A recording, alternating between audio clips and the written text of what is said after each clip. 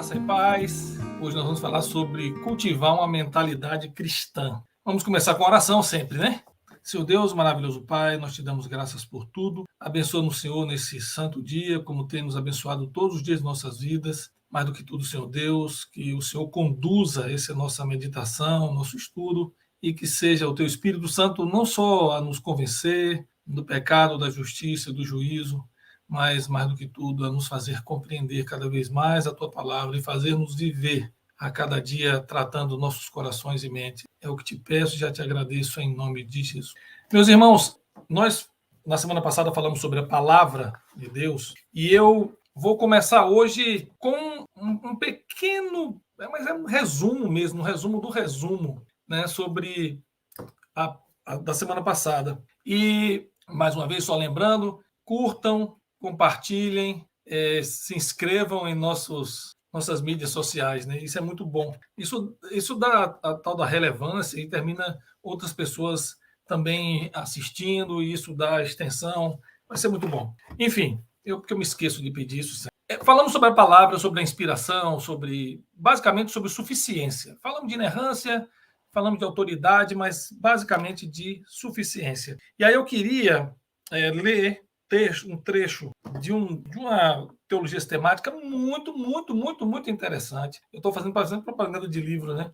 Mas é importante a gente conhecer, porque, enfim, eu acho que vale a pena. É essa aqui, Doutrinas da Fé Cristã, do Michael Horton, e eu achei interessante, ele fala uma teologia sistemática para os peregrinos no caminho. Eu achei isso interessante, e vocês vão ver que é muito boa, muito boa. E não é aquela coisa, né? Tão pesada no sentido de ter muito conteúdo, mas não é boa de ler.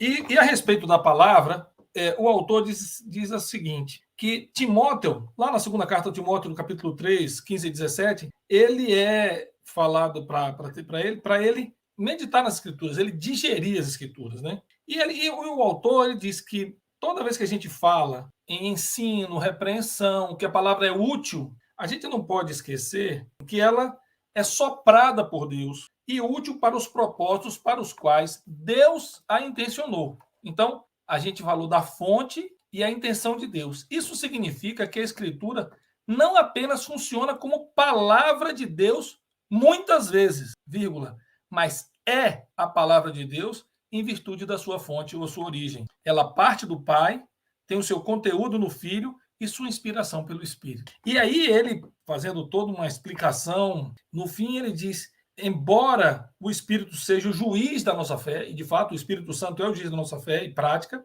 ele exerce esse julgamento por meio da palavra, nunca há parte dela. O Pai fala ao Filho por meio da atuação aperfeiçoadora, regeneradora do Espírito. Essa forma de se enxergar mostra que não é uma questão mecânica apenas, de você ler a palavra, meditar nela e encontrar nela um mero manual de conduta. Então, é algo que envolve a Trindade. O Pai fala, o Filho se apresenta, né, se revela, é o seu conteúdo e é a inspiração do Espírito Santo. Ao tempo em que o Pai fala ao Filho por meio dessa atuação regeneradora do Espírito. Então, nada que a gente vá aprender na Bíblia está fora desse contexto trinitário, Pai, Espírito Santo. E não adianta, é o Espírito Santo que nos ensina, que nos conduz, que inspira e inspirou todos, né? Então, enfim, isso encerramos a questão da palavra.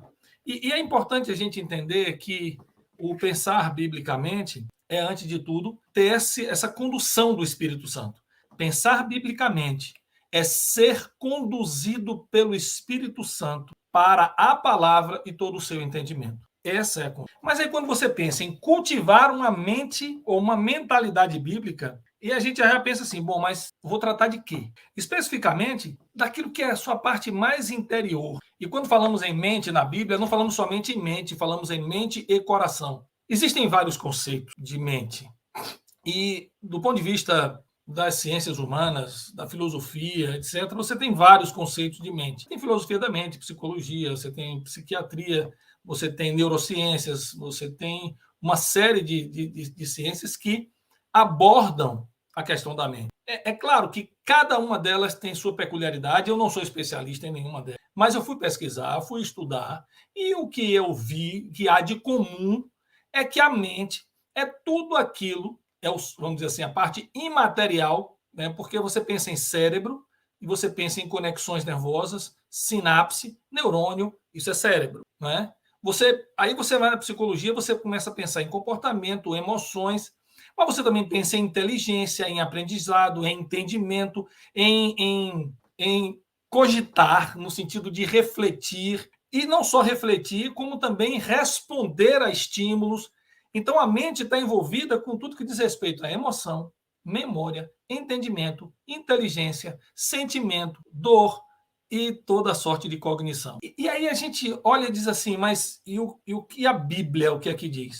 Como introdução, a gente precisa entender que o conceito bíblico de mente e de coração, eles são altamente intercambiáveis na Bíblia. Muitas vezes a Bíblia fala coração quando quer dizer sentimento, razão, emoção, entendimento. Outras vezes fala em mente quando quer dizer alma, sentimento, entendimento e aquilo que há de mais interior no homem. Nós não vamos aqui discutir dicotomia, tricotomia, se o homem é corpo, alma, espírito, ou corpo e alma apenas, mas o que a gente precisa compreender, isso eu já falei, é que o homem é um ser integral e há nele algo que é inseparável, só separado pela morte, que é o seu elemento imaterial, espiritual ou de alma, como queira dizer, e o elemento físico. Como você tem a vida bios e zoe, que é uma vida espiritual e uma vida física, você também tem no homem essa união dessas duas naturezas, né? No sentido de ser uma natureza espiritual, outra natureza material. Eu estou chamando de natureza até de uma forma pouco precisa. Mas, essencialmente, o homem é alma vivente, porque ele recebe um sopro de vida do Criador. E essa é a visão bíblica de homem. Mas a visão bíblica de mente se confunde muito com coração e também com entendimento, com raciocínio. O fato é que, tanto no Antigo quanto no Novo Testamento, e nós vamos olhar para isso em algumas passagens, a gente entende que sempre está se falando a respeito do homem interior, daquilo que é mais profundo, daquele lugar, eu vou chamar lugar, da onde saem todas as suas emoções, vontades, impulsos, sentimentos, inteligência, memória, tudo que diz respeito ao seu pensar, saber, entender, sentir. Então, não há uma distinção. Em algumas passagens, a Bíblia separa coração de mente e trata um como fôlego de vida e outro como o homem interior, entendimento, pensamento. Outras vezes inverte a situação. E aí, o fôlego de vida é também o homem interior com seu sentimento, pensamento, vontade, propósito, etc. E eu não vou ficar em todos esses detalhes, né, de essa tecnicalidade de coração e mente, mas eu posso dizer, com base no texto bíblico, que coração e mente na Bíblia são, na maioria das passagens bíblicas, intercambiáveis. Assim, você pode usar um ou outro, muitas vezes. O que ocorre, de fato, é que quando a palavra de Deus quer salientar a sua razão, né, a sua racionalidade, a capacidade de refletir, de pensar, muitas vezes, em algumas passagens, eles fazem essa separação. Outras vezes, não. É interessante ver que, de fato, o coração do homem, do ponto de vista bíblico, é o centro, não só de controle, mas da personalidade, do que é ser o homem. Emoção, intelecto, vontade. E veja, o coração, e aí eu vou recomendar, se vocês possam ir no YouTube ou no Instagram, procurar Heber Carlos Campos. E ele está fazendo uma série sobre o coração. E é um estudo de antropologia bíblica maravilhoso. E eu indico para todo mundo, não só para pastores, ou quem quer ser teólogo, ou quem é teólogo, porque, afinal de contas, todos nós, todos os cristãos, são, por definição, teólogos, porque a gente sempre está a pensar, meditar na palavra de Deus e sempre a defender e a explicar àqueles que nos questionam a razão da nossa fé. E isso não é uma atividade meramente intelectual, mas também espiritual. A gente faz essa separação espiritual-material, é só didática, porque a nossa vida toda está misturada, não é? Tudo está misturado. Não tem nada que nós não façamos que tenha algum cunho espiritual. E eu digo coisas relevantes. Eu não digo, por exemplo, você pegar uma caneta, né? Aí depende do que você vai escrever, aí tem cunho espiritual. Mas eu posso até transformar um gole d'água em algo espiritual, porque no momento que bebo, agradeço ao Senhor a possibilidade de beber um copo com água, por exemplo, né? Mas fecha esse parênteses. Então, nós temos que o coração, ele é descritivo de características intelectuais, emocional e afetivas, e volitivas, e da vontade do homem. A gente termina, biblicamente, tratando coração e mente como sinônimos. Naquelas passagens em que coração e mente não forem sinônimos, a gente vai destacar. Eu digo que a nossa visão hoje aqui, para essa 1 hora e pouco que teremos, é de a gente separar algumas coisas, alguns tópicos muito, muito, muito importantes. O primeiro deles é as palavras e os sentidos de coração e mente na Bíblia. A gente vai fazer uma breve passagem. Vamos ver o que é a ruína da capacidade intelectual, ou da mente, ou do coração do homem, como é que se deu essa ruína, como é que essa mente e coração são regenerados, como alcançamos na regeneração dessa mente. Temos que lutar para termos a mente de Cristo. E como é que a gente, de forma prática, faz isso? Usando o quê? A palavra, que é a nossa única regra de fé e prática. E, claro, a gente não pode deixar de falar sobre o que isso tem a ver com a vida que a gente leva e com todo o exercício de viver sempre de maneira intencional, ciente, focado, consciente de onde estamos, o mundo que nos envolve, as circunstâncias que nos cercam e sabermos discernir o que está para além da cortina das circunstâncias. Isso é muito importante, a gente vai tentar chegar lá. A gente vai tentar. Se a gente não conseguir, a gente segue na próxima semana. Mas vamos tentar chegar lá. E como primeiro ponto, eu quero falar que mente e coração são sinônimos. Na Bíblia, eles são, eu já tinha dito isso, são bastante intercambiáveis. No Antigo Testamento, há uma passagem bíblica em que coração e mente são separados. E nós vamos ler agora essa passagem bíblica, que ela é muito instrutiva para nós, sabe? Ela nos instrui bastante, porque a gente vê claramente quando a Bíblia quer separar, como é que ela separa. E o texto, no primeiro livro de Samuel, capítulo 2, verso 35. Olha que coisa interessante. Então suscitarei para mim um sacerdote fiel que procederá segundo o que tenho no coração. E aqui, coração em hebraico, ele tem pelo menos 3 palavras que são traduzidas por coração. Lev, ou leb, que aqui é lebab, que é uma palavra procedente de leb, que significa homem interior, mente, vontade, coração, alma, inteligência, e tem a ver, olha só, com memória, inclinação do homem, determinação, consciência e ao caráter moral, quer dizer, o homem interior, né? Então, veja, palavra coração aqui. E mente. Olha que coisa interessante. Nefesh, que tem a ver com vida. Mas veja bem, não é uma vida qualquer, não é só uma alma, mas é também o ser interior do homem, não é? De onde influem também emoções, paixões e atividade da mente. Ora, nesse caso aqui, está querendo dizer o quê? Que tenho no coração e na mente, quer dizer que eu posso, então, dizer que é algo que procede, que tem uma fonte, uma vontade, um direcionamento, que é absolutamente condizente com aquilo que sinto, penso, entendo e quero, né? Então, você nota que as palavras foram tratadas, o sentido foram tratados diferente, para poder dar ênfase em 2 questões bem claras. Então, esse é um exemplo apenas. E nós temos exemplos que estão, por exemplo, né, no Novo Testamento. E no Novo Testamento, as palavras usadas para a mente, e eu não sei bem pronunciar, nous, tem cardia, que é coração, e fronema também. São 3 palavras, mas esquece o grego por esse momento e pensem no seguinte: quando Deus quer falar do homem interior, da sua parte imaterial, do seu sentimento, das suas vontades, dos seus desejos, do seu raciocínio, dos seus pensamentos, ele vai tratar como coração. E nós precisamos entender, então, que a palavra de Deus, ela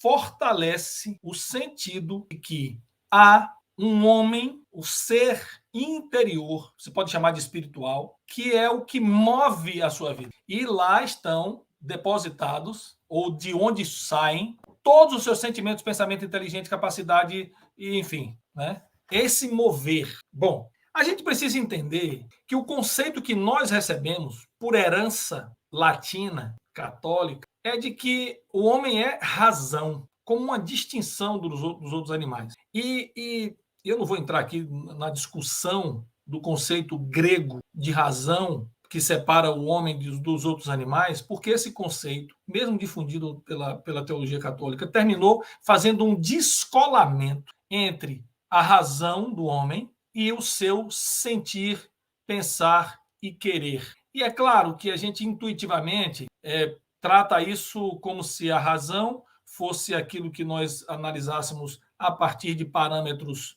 objetivos, e o sentimento, a vontade, os impulsos, que não tem a ver com o pensar, a racionalidade, com aquilo que é equilibrado, etc. Esse conceito falha, porque esse conceito quebra algo que está absolutamente unido. Nós nos movemos racionalmente, mesmo quando agimos aparentemente sob emoção. Porque há sempre um pensar e um refletir sobre, peraí, eu estou avaliando de forma rápida, avalio o custo-benefício de reagir de uma determinada maneira. Sim, há pessoas desequilibradas, eu sei disso, eu estou falando de pessoas normais, né? Pessoas que não sofrem de algum problema, né, físico, né, ou de uma doença que afete os seus sentimentos, pensamentos, visão de mundo, não é? Reação ao mundo. Eu estou falando das pessoas normais, né? Do afegão médio. O fato é o seguinte, é que mesmo quando aparentemente agimos por impulso, nós, por uma fração de segundos talvez, avaliamos custo-benefício. E o nosso mover, a nossa vontade, nosso sentimento, ele é racionalmente justificado, se não no momento, mas depois. Quantas pessoas reagiram mal, nós, né? Reagimos mal e depois tentamos justificar nossas reações? Porque, de fato, nós queríamos reagir daquela, né? Ninguém sai na rua e tropeça e diz, agi assim porque tropecei. Não, de maneira nenhuma. Mas não é essa a questão. A questão toda é, nós temos 3 palavras para coração na Bíblia, no Antigo Testamento. Kiliá, lev, ou lebab, e lev, né? E querer. Esquece o hebraico. Fato. Todas essas palavras vão falar do homem interior. Todas vão falar do homem interior. Todas vão falar daquela porção imaterial, né? Daquilo que é absolutamente ligado a nós, mas que é imaterial. Veja só, nós precisamos compreender que esse conceito bíblico é o conceito que o nosso Deus revelou para nós. Então, nós precisamos entender que somos seres integrais e que nós sentimos, pensamos, reagimos, etc, etc, etc, e vivemos nesse mundo aqui, fisicamente, movidos e conduzidos por nosso coração e mente. E agora aqui eu não faço distinção nenhuma, coração e mente. E ao fazer isso, nós precisamos refletir sobre como está, ou como é, ou como tornou-se a mente do homem. Todas as faculdades mentais e sentimentos, no Novo Testamento também a gente tem, né? As palavras nous, fronema, cardia e até a palavra psique. Olha só que coisa interessante. Psique é como sinônimo de vida. Mas a gente vai ver que em alguns contextos bíblicos, essa vida é a vida interior. É a mente, é a vida interior, é a alma do ser humano. E a gente vai ver isso tranquilamente, né? O que a gente precisa estar atento é de que eu não vou desconsiderar, e não posso desconsiderar, a condição do meu coração. E qual é a condição dele sem Cristo? E qual é a condição dele em... Isso é importante a gente meditar. Então, a despeito das palavras que ele há, leve, kever, e que ele há é interessante, que quer dizer rins, e kerev, entranhas ou bucho. Mas ninguém diz, olha, eu te amo do fundo do meu bucho. Isso eu achei interessantíssimo. Numa dos vídeos do reverendo Weber Campos, e ele vai definir as palavras, e eu aconselho vocês a assistirem a série. A série é interessantíssima. E claro, como ele está focado exclusivamente em tratar sobre coração e sobre o homem interior, são vários vídeos, mais de 10 vídeos, já tem mais de 10 nessa série, e são muito profundos, e aqui eu não vou, obviamente, abarcar as 10 aulas do reverendo Weber Campos. Mas é importante que quem queira se aprofundar, é uma boa referência, muito boa referência. E aí a gente entende o seguinte, que quando o homem entende isso, ele precisa entender que ele precisa ser regenerado espiritualmente. E aqui, já passando das palavras e sentidos, que eu fiz esse resumo, nós vamos para a condição do coração do homem. E eu quero compartilhar com os irmãos e irmãs o seguinte texto bíblico, que está em Colossenses 1:9. Olha que coisa interessante. O apóstolo Paulo ele faz um resumo de duas passagens bíblicas que nós vamos ler também. O apóstolo Paulo diz o seguinte: por essa razão, também nós, desde o dia em que ouvimos e não cessamos de orar por vós, e pedir que transbordeis de pleno conhecimento da sua vontade em toda sabedoria e entendimento espiritual. Aí, enfim, a fim de ver, diz, mas entendimento espiritual? Mas espera aí, isso aí não tem a ver com a minha capacidade de refletir, de pensar? O apóstolo Paulo, ele resume duas passagens bíblicas que nós vamos ver agora, para a gente entender que está tudo ligado, tanto o nosso racional, não está absolutamente distinto, daquilo que sentimos, daquilo que nos move, daquilo que da nossa vontade e da realidade espiritual que vivemos. Não há separação assim um corte tão profundo. Tanto é que a palavra de Deus é aquela que, se possível, separaria, né? É capaz, né? É possível separar alma de corpo, etc. E vamos para Deuteronômio 29:4, que diz assim: porém o Senhor não vos deu coração, olha só, leve, ser interior, mente, vontade, inteligência, alma, coração, conhecimento, tudo tem a ver com o homem interior e a sua vontade. Deus não lhes deu coração para entenderem, nem ouvidos para ouvir, até o dia de hoje. Note que está se falando do povo de Deus e ele não tinha dado para eles esse coração para entender. Da mesma forma, nós vamos para Isaías, que é uma profecia que Jesus cumpre em muitas parábolas, e está lá Isaías 6, verso 10, que diz assim: torna insensível o coração do povo, né? Torna insensível o coração do povo, endurece-lhes os ouvidos e fecha-lhes os olhos, para que não venham ele a ver com os olhos, ouvir com os ouvidos e entender, compreender, aprender, discernir com o coração. Levar, olha a palavra derivada de leve, né? E se converta e seja salvo. Veja, não vamos entrar na teologia das parábolas, né? Da escolha ou não de Deus, mas notem que nós estamos lidando com algo que está absolutamente ligado. O nosso entendimento, o nosso sentimento, a nossa vontade e a forma como agimos e vivemos. Ora, a partir daí, a gente precisa entender, né, com o coração e com a mente, que o nosso coração e a nossa mente foram arruinados no Éden. E aí, criação, queda, redenção, consumação. Essa linha do plano de Deus, a gente precisa entender e entender que com a queda, o homem por inteiro caiu e ele não cai apenas fisicamente. A morte dele não é, ele começa a morrer fisicamente apenas, mas ele tem uma separação, uma falta de comunhão com Deus. E a mente dele está distorcida. Nós vamos ver o quão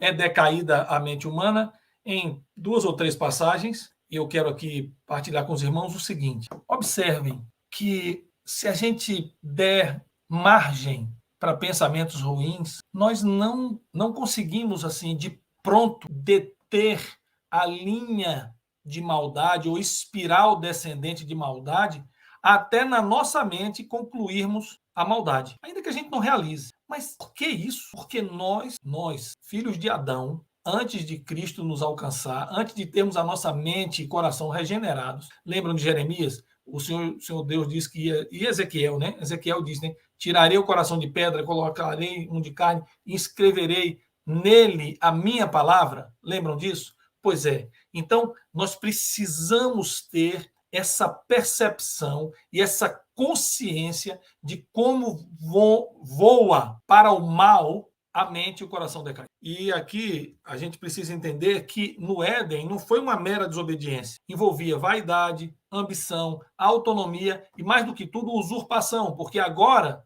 os homens, nossos pais, Adão e Eva, não eram meramente homens, eles queriam ser Deus e queriam determinar e dizer o que era bom e o que era mal.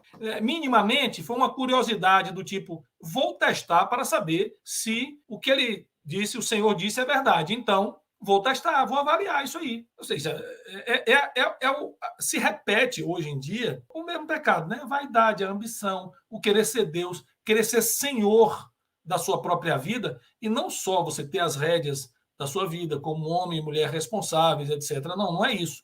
É você achar que você é o determinante da sua história, né? No sentido do que os pregadores da autoestima gostam de dizer, né? É você quem escreve a sua história, ou até apagam com uma borracha planos que porventura Deus tenha feito para você, ou sei lá o quê, é tanta loucura. Mas o fato é que a gente precisa ter muito claro que nós temos uma mente inicialmente decaída por conta do pecado e precisava ser regenerada. Decaída, e a gente vê isso em algumas passagens bíblicas, e eu vou aqui passar algumas delas. Vamos para Romanos 1, 28, diz assim a palavra de Deus: e por haverem desprezado o conhecimento de Deus, o próprio Deus os entregou à disposição mental reprovável. E aqui é interessante, olha só, nos é mente, né? Faculdades mentais. Então, e aqui tem a ver com o modo particular de julgar, de entender os propósitos. Olha só. Então, a mente e o coração, tanto no Antigo quanto no Novo Testamento, eles falam de propósitos. É da onde sai a nossa vontade, né? Sai a nossa vontade. Então, veja, é uma disposição mental ou uma mentalidade reprovável. E aqui, exatamente, reprovável, que não é aprovada, é desqualificada, espúria, condenada. Esse é um texto. Um outro texto interessante, ele está em Colossenses 1, 21, diz assim: e a vós outros também, que outrora éreis estranhos e inimigos no entendimento pelas vossas obras malignas. Ou seja, o homem é decaído e é inimigo aonde? No entendimento. E aí, veja, a palavra dianoia, aqui tem a ver com habilidade intelectual e também espírito ou expressão do pensamento. Ou seja, note que o que o apóstolo Paulo diz é que outrora eram estranhos, inimigos no entendimento. Ou seja, o homem interior, o seu íntimo, era inimigo de Deus. Não só a fonte da sua vontade, como tudo que você pensava e agia. Uma decadência total. E uma outra passagem bíblica, segunda carta aos Coríntios 4:4, que diz assim: nos quais Deus deste século cegou o entendimento. Quem cegou? Ó, o noema, que vem de nos, ó, percepção mental, pensamento, propósito, aquilo que a mente pensa. Isso aqui é derivado, tá, gente? Quando eu falei das três palavras, fronema, nous, e cardia, como coração, né? Você note que tem as palavras derivadas e não só a percepção mental, como a disposição mental, a mentalidade. E veja, o que está posto é que a mente do homem é decaída e precisa, obviamente, de regeneração. E só há um meio de fazer essa regeneração. E qual é o meio de fazer essa regeneração? É a regeneração por meio do Espírito, por meio da iluminação do conhecimento, por meio da salvação em Cristo Jesus. Agora, antes da gente passar para as passagens bíblicas, reparem, lembremos do nosso tempo antes de Cristo. A gente sequer cogitava, olha só a palavra, né? A gente sequer tinha na mente que determinados comportamentos, pensamentos, palavras e até omissões eram um pecado. A gente achava que era tudo muito normal. Afinal de contas, quem de nós, alguma vez, aqueles que não nasceram no Evangelho, né, foram abordados por cristãos, disseram, peraí, pô, mas eu não sou uma pessoa má. Eu não minto, quer dizer, não minto assim para querer fazer o mal a alguém. Eu sou uma pessoa honesta, eu sou uma pessoa decente. Tudo bem, eu posso até ter um pensamento ou outro ruim, mas eu efetivamente não traio a minha esposa, né? Porque afinal de contas, um problema, um tropeço aqui, outro acolá, mas eu não quero feri-la. Eu cuido, eu supro, minha família, eu obedeço às leis. Note que, e eu fiz de propósito, né? Cada justificativa ela tem um pensamento escondido. Tipo, eu não minto, mas eu não minto para lucrar. Mas eu não traio assim, né, escandalosamente, mas eu tenho meus pensamentos. Então você nota que está sempre condescendendo com aquilo que Deus considera como pecado. Essa é uma mente não regenerada, uma mente decaída. E ainda que sejamos, né, fôssemos bons cidadãos, decentes, nós éramos inimigos de Deus, por natureza. E agora eu estou usando a palavra natureza conscientemente, ou seja, nossa mente era inimiga, afastada, sem comunhão com Deus. Sem comunhão com Deus. Não tínhamos intimidade nem comunhão com Deus. Isso é muito importante a gente reparar. E aí, essa ruína começa no Éden, e como é que ela se regenera? E aí nós vamos novamente para textos bíblicos, para que a gente entenda o que é a gente tentar mudar ou cultivar uma nova mente. E aqui eu vou usar apenas uma passagem bíblica, depois a gente vê outra. Está lá em 2 Coríntios, também 4, 5 a 13. Olha só. Porque não nos pregamos a nós mesmos, mas a Cristo Jesus como Senhor, a nós mesmos como somos servos. Porque o que Deus disse, das trevas resplandecerá a luz. Ele mesmo resplandeceu em nosso coração. Ora, peraí. Deus resplandeceu em nosso coração. Se o nosso coração é o centro e o lugar da nossa vida espiritual, da alma ou da mente, o lugar dos pensamentos, paixões, propósitos, faculdade intelectual, então essa iluminação é regeneração espiritual. Para a iluminação do conhecimento da glória de Deus. E aqui, entendimento como entendimento racional, moral. Então, a gente olha e diz assim, mas, epa, então essa regeneração é feita de forma sobrenatural.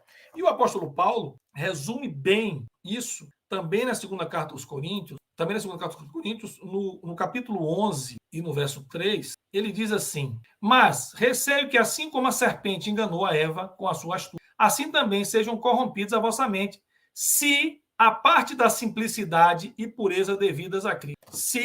Ou seja, se você não tiver unido a Cristo, a sua mente, e aqui, mais uma vez, percepção mental, é corrompida. Então, a nossa mente, se não estiver em Cristo, né, se não estiver apartada da simplicidade e pureza devidas a Cristo, ela é uma mente enganada, como foi a mente de Eva enganada. Agora, minha gente, a gente para e pensa e diz assim, bom, e o que eu posso fazer e devo fazer para ter aquilo que o apóstolo Paulo chama de a mente de... Como é que eu consigo? Como é que eu alcanço isso? Como é que eu cultivo uma mentalidade bíblica? Agora vamos para a parte prática. Então, nós já vimos, primeiro, que o que é coração e mente na Bíblia, né? Que eles são sinônimos, são intercambiáveis. Nós vimos que as palavras, os seus sentidos, claro, né? Equiliar, leve, levar, cardia, fronema, nous, noema, né? Gnosia, gnoses e por aí vai. E vimos que o homem, depois da queda, está em ruína intelectual, mental. Sabemos que a regeneração só é feita pela iluminação, pela regeneração, pela salvação em Cristo Jesus. Vimos isso. E agora a gente precisa entender como é que a gente vai alcançar essa mente transformada por meio do Espírito Santo e da palavra. E aí nós vamos algumas passagens bíblicas também.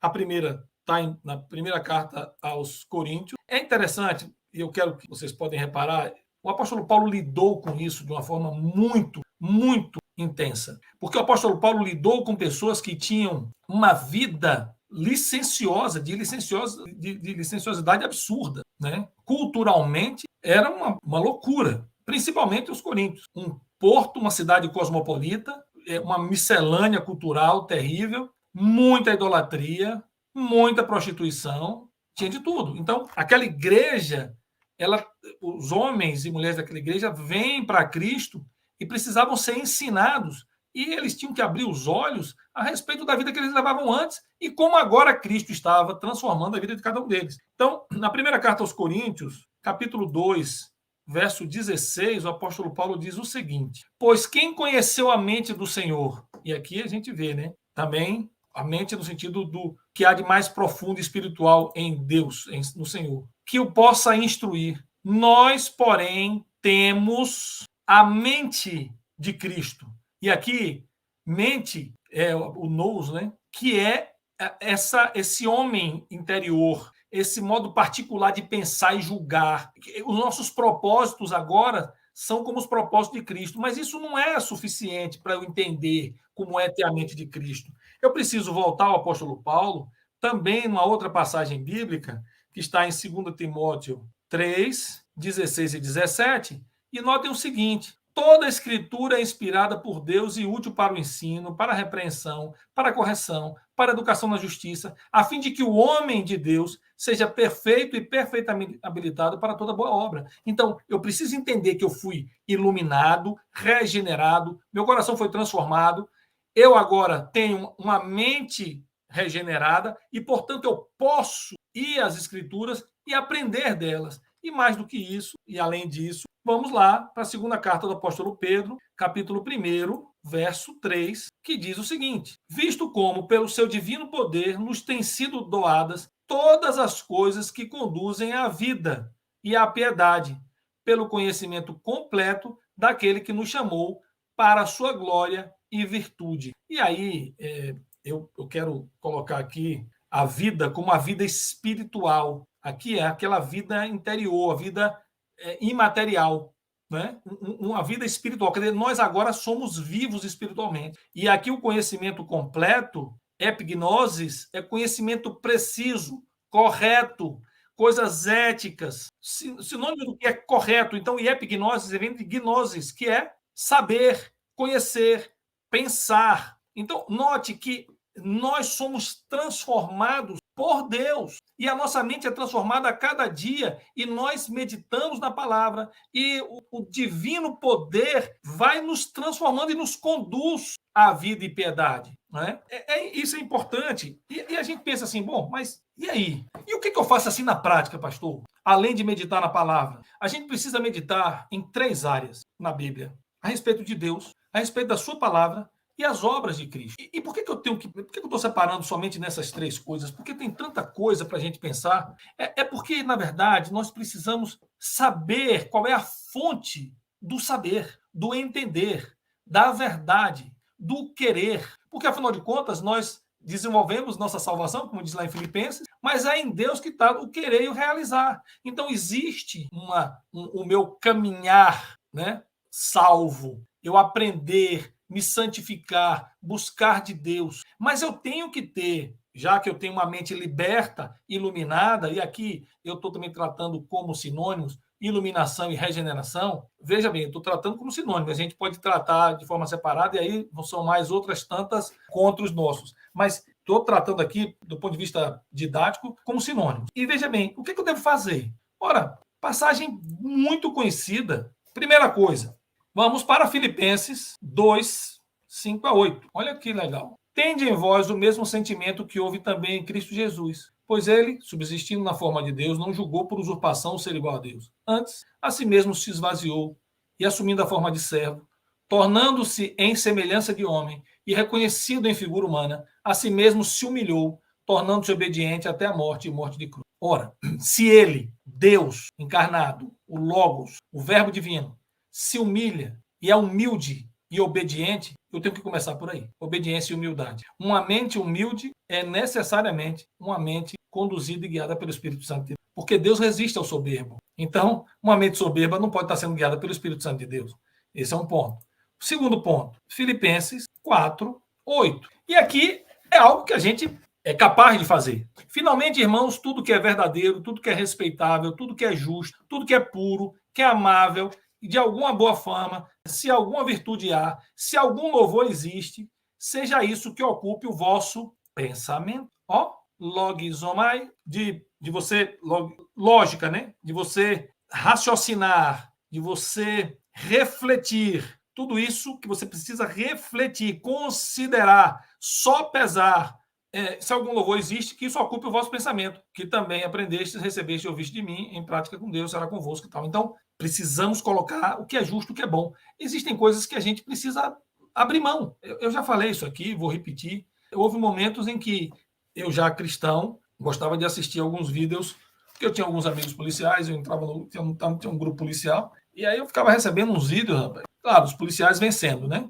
Ou um ou outro policial perdia, um ou outro, mas a maioria era o policial vencendo. E eu já falei isso aqui, e houve um momento que eu me vi me regozijando com a morte do ímpio. Isso é uma confissão absurda, né? Online, e vai ficar gravado aí para sempre. Mas é para dizer que eu fui movido pelo Espírito para rejeitar aquilo, porque eu estava agindo como Deus não age, como Cristo não agiria, se regozijando com a morte do... E aí, onde é que eu fui encontrar essa passagem? É a palavra que está no meu coração. Se eu entendo, se eu medito na palavra, se eu decoro, e o que é decorar? Decore, colocar no coração. Core, cerne, cardia. Olha só que coisa legal. Então, eu decorei a palavra, coloquei-a no meu coração para não pecar contra Deus, Salmo 119, 11, e a gente vai nele, porque todo mundo conhece, mas eu já decorei, né? Já decorei. Salmo 119 é maravilhoso. Mas essa passagem pequenininha, vamos lá. A gente aprende o quê? Guardo no coração. O que é isso? Leve o meu ser interior, na minha mente, na minha vontade, tudo aquilo que diz respeito à minha consciência, aos propósitos, às paixões, à vontade, a tudo, o lugar das emoções. Eu coloquei no meu coração a tua palavra, para quê? Para não pecar. E aqui é realmente falhar, perder o rumo, me separar, incorrer em culpa, não pecar contra Deus. Isso é uma coisa bem prática, bem prática. Nós precisamos meditar na palavra. E isso é uma coisa que a gente termina quebrando uma dicotomia que as pessoas criam entre revelação e razão. Nós já tratamos disso um pouco mais atrás, porque a razão ela não está dissociada da sua vontade, do seu sentimento, dos seus propósitos, do seu homem interior. A sua razão não está dissociada disso, faz parte, não é algo que está descolado, não é a parte mais essencial ou melhor do seu ser. Não, porque no momento em que a sua vontade, o seu coração, a sua mente são decaídas, a sua razão também é. Então, a racionalidade é a racionalidade do mal também. A racionalidade para o mal também. Então, a gente acaba com essa dicotomia besta. Vamos acabar com isso. Isso é um conceito que não encontra amparo bíblico, né? De que o racional é o puro, o bom. Mentira. A razão vem da mesma fonte que vem o sentimento, que vem o propósito, que vem a vontade, porque nós somos seres integrais, né? Somos seres integrais. E aí, veja bem, nós precisamos equilibrar razão e emoção. Mas como é que eu faço isso? E aí entra uma coisa que está lá nos evangelhos de Mateus, Marcos e Lucas. Eu vou ler apenas um. Olha só que coisa interessante. Vamos para Mateus, especificamente. Depois vocês podem ver em Marcos e Lucas. Mateus, capítulo 16, verso 25. Porquanto, quem quiser salvar a sua vida... Que palavra é essa? Está aqui. Você pode pensar, uma vida pode ser o quê? Opa, psique, que é a sua alma, mas que também é um lugar dos seus sentimentos, afeições, aversões, coração, alma, onde está o propósito, né? A alma humana, na medida em que é constituída por Deus. Olha só, psique vem de mente também, né? Deriva de mente, ó, psicologia, psiquiatria, é daqui, né? Não é só a força vital, não é só o fôlego, mas é também a inteireza de propósito, desejos, afeições, entendimento. Então, a gente entende que essa discussão, razão e emoção, do ponto de vista da Bíblia, o homem decaído, a razão, a emoção, o sentimento, o propósito, é tudo decaído. Nós tendo o coração iluminados, transformados e regenerados por Cristo Jesus, por meio do Espírito Santo, nós entendemos que tudo isso é regenerado e a gente aí ganha vida. Porque a nossa vida, nosso fôlego, e ali o perder é uma palavra importantíssima. A palavra perder, apolume, é ruína, destruição, né? E a ruína, destruição, no sentido de desperdício. Imagina, e aqui eu vou relembrar uma pregação do professor Gilberto Pickering, e ele disse que, imagina, ele pregou nessa passagem, era aniversário de Liane, era a inauguração da nossa casa aqui, né? Tínhamos entrado na nossa casa no dia 9 de novembro de 2000 e no dia 12, que era aniversário de Lio, a gente fez um culto de ação de graças. E aí ele pregou nessa passagem, e ele disse que o perder aí tinha no sentido de desperdiçar. Imagina uma banana, e ele desembrulha uma banana nanica desse tamanho, e aí ele diz assim, imagina se eu pego essa banana e jogo aqui atrás desse piano. O que aconteceu com essa banana? Ela vai se arruinar, ela vai apodrecer, desaparecer, etc e tal. Mas tem mais do que isso. ela simplesmente não exerceu o propósito para o qual ela foi criada. Ela existe por um propósito, e aí a ruína, o apólume, não é só destruição meramente, mas é um desperdício, é um você não estar vivendo ou agindo ou sendo aquilo para o propósito para o qual você foi criado. E aí a gente entra num conceito de morte lá do Éden. Porque o homem criado para adorar, obedecer e ter comunhão com Deus morre no momento em que ele perde a comunhão, em que ele se separa de Deus. Ali é a morte do homem, porque é a morte espiritual. Então, a gente precisa estar muito atento a isso. Então, meditar na palavra, colocar na nossa mente, nos nossos olhos, tudo aquilo que é de mais puro e que voltado para Deus. Afinal de contas, se os nossos olhos forem maus, quão grandes trevas há em nossos corações. Veja, a gente olha e diz assim, mas é isso que Deus, né? Deus está falando comigo o tempo inteiro.